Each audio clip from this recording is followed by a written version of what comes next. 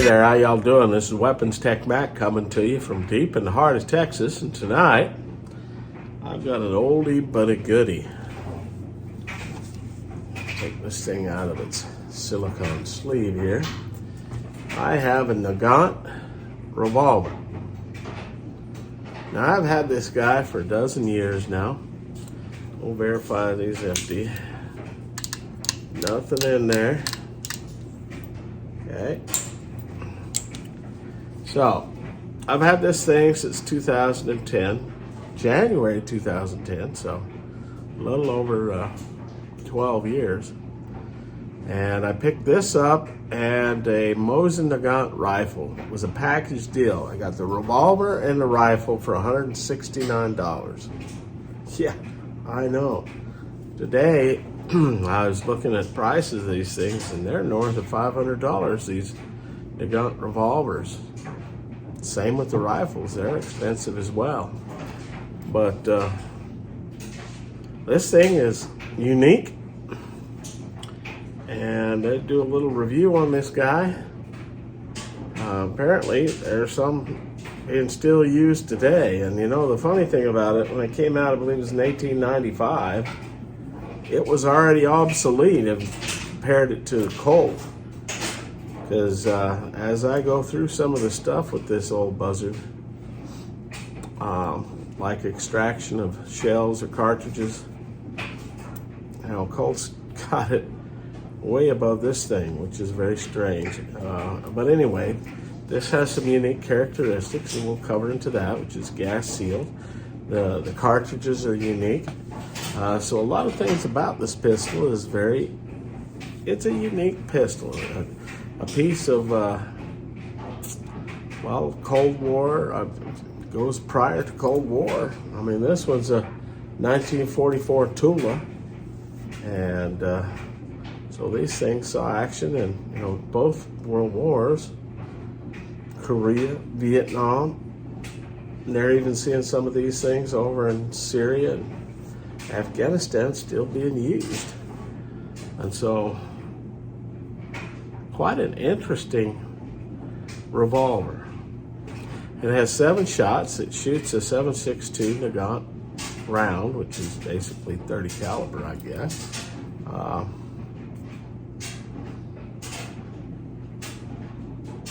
Let's take a look at the pistol itself. It is a double action, single action pistol. The double action trigger is quite horrific. I'd say it's probably 19-20 pounds double action. Single action, not quite as bad. If you're not used to shooting it, good luck hitting the dang man-sized silhouette 7 yards. I mean, well, maybe I'm being a little bit dramatic there, but you know, this, if you're not used to shooting it, it takes a minute. After you're used to shooting it, and you get the sight picture down, I guess it's not too bad. But I mean, hey, these things have hung on for a long time. And so, I guess, anyway, this one was made in the Tula Armory in 1944. How do I know that? Is it's got the Tula Armory stamp right there. It's all matching serial numbers, and like I said, it is a single action, double action pistol, revolver, and you can move these front sights. The rear sights are fixed, so rear sight, it is what it is. You clear your cartridges by undoing this thing here, pulling out that, shifting it over to the side. You got a weird little loading gate, which doesn't do much of anything to your cylinder. It's going to turn regardless of what you got going on there. And so you turn this to the side, and then you can push this down and clear your cartridges. But again, you're going to see a video of me trying to do that. That's, you know, if they're in there good luck trying to clear them out. because this is, just not that helpful in a lot of ways. But anyway, a classic piece of CNR firearms. If you ever get a chance to pick one up, well, I don't know if I'd pick it up at $600-700 that some of these things are pulling right now. But when I got it for 69 bucks, hell yeah, I'd pick it up. And the craftsmanship seems pretty good, although you'd wonder in 1944, that's when this was made. During the height of World War II, the Russians cranking these things out. Quality may have been a bit lacking, but it seems to be put together pretty good. So anyway, we're going to do this review on this Nagant revolver. And yeah, we'll go to that end. All right, so let's take a little closer look at this Nagant M1895 revolver. Now it shoots a 7.62 by 38 cartridge, and I'll just give you a little bit of history about this thing. So I'm by no means an expert on this, so forgive me if I read a little bit out of a resource. All right, so it's a 7-shot gas-sealed revolver designed and produced by the Belgian industrialist Leon Nagant for the Russian Empire.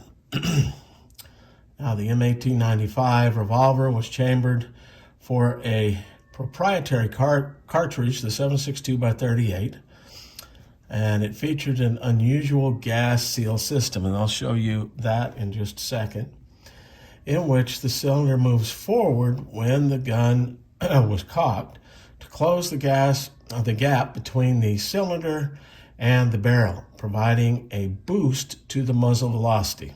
Not sure how much boost that gives it, but allowing the weapon to be suppressed. So I've heard they've used it suppressed. In fact, this 38 millimeter long shell covers the whole bullet. You can see right here, looks like empty casings, but you look inside and there is the bullet inside. Very strange setup.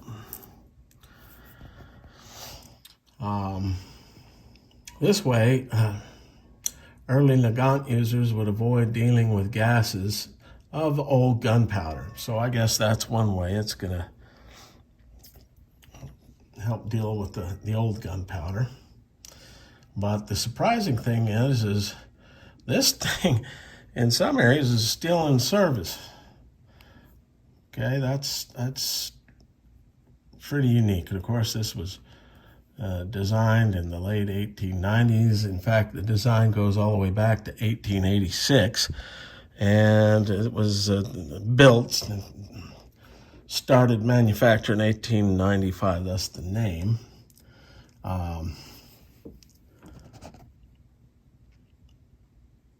Let's see, length is 10.5 inches. Barrel length is 4.5 inches. Caliber 7.62. The action is double action, single action. Rate of fire 14 to 21 rounds a minute.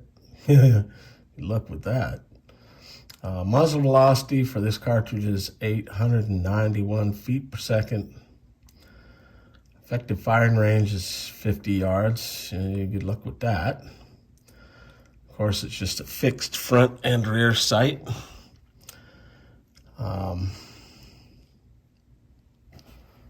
That's a fairly heavy gun.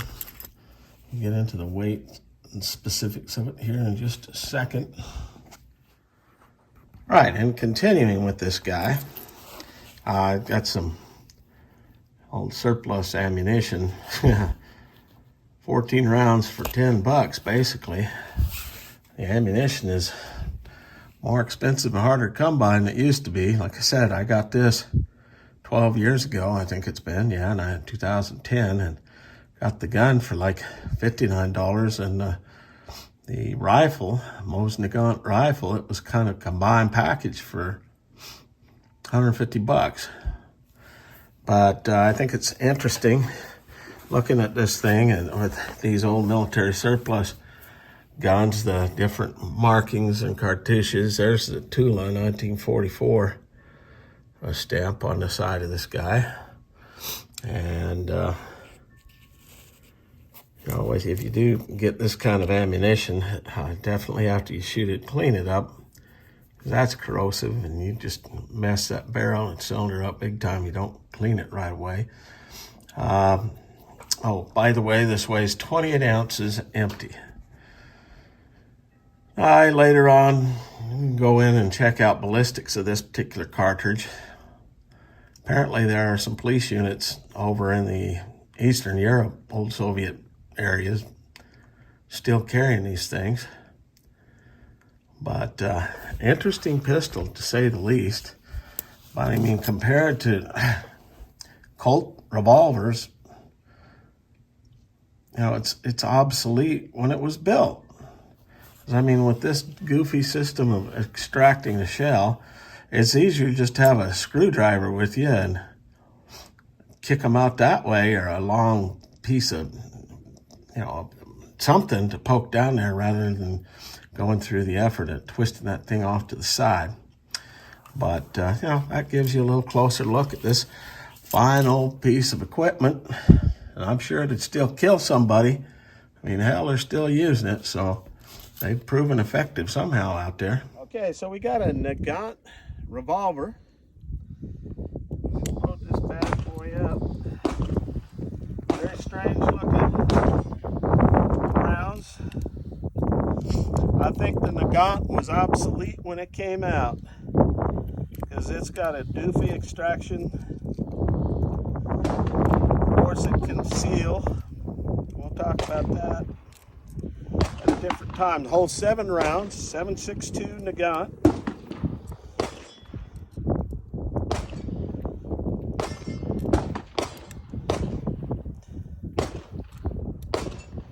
All right.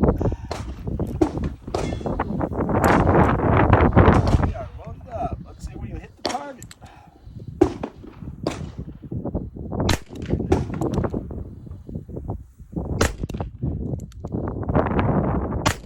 All right, double action, eh?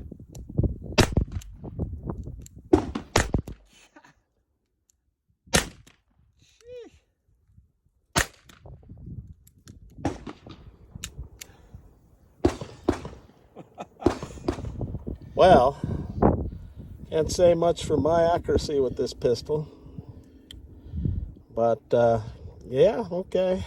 All right, so we're going to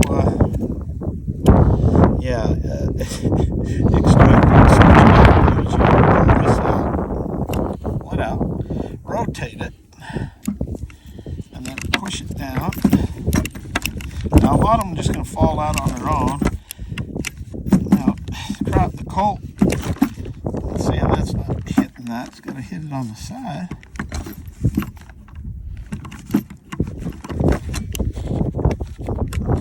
Colt had it over this. A lot of those are going to have to be pulled out because this thing, yeah, this is.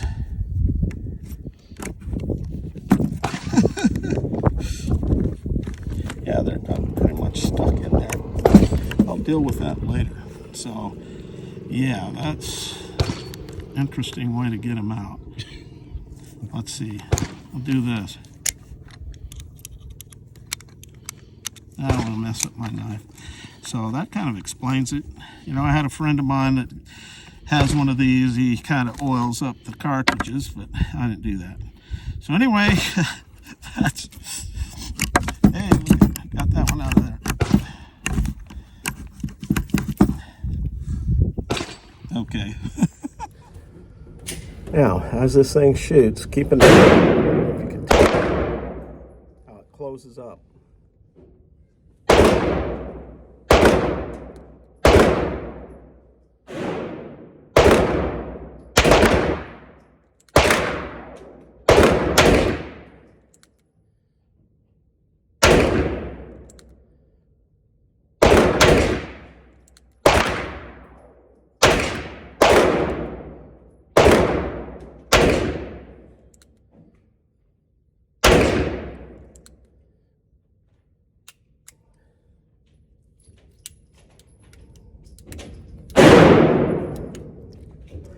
Okay, so we'll do 7 more.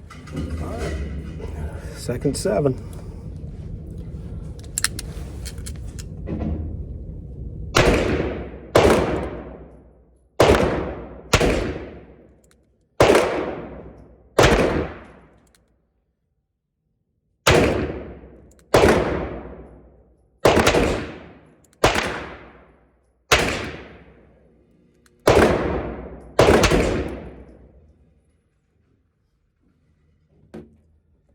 Let's see how it did.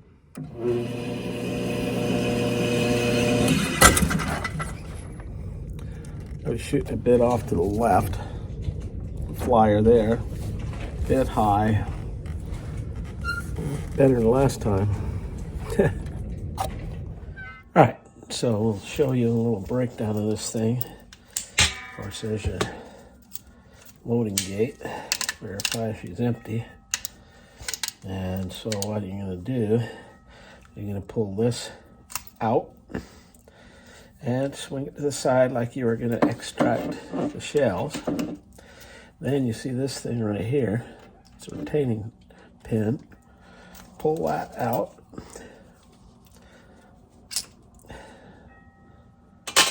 And then your cylinders just roll right out of there. Okay, so pretty basic, simple takedown of this antiquated handgun.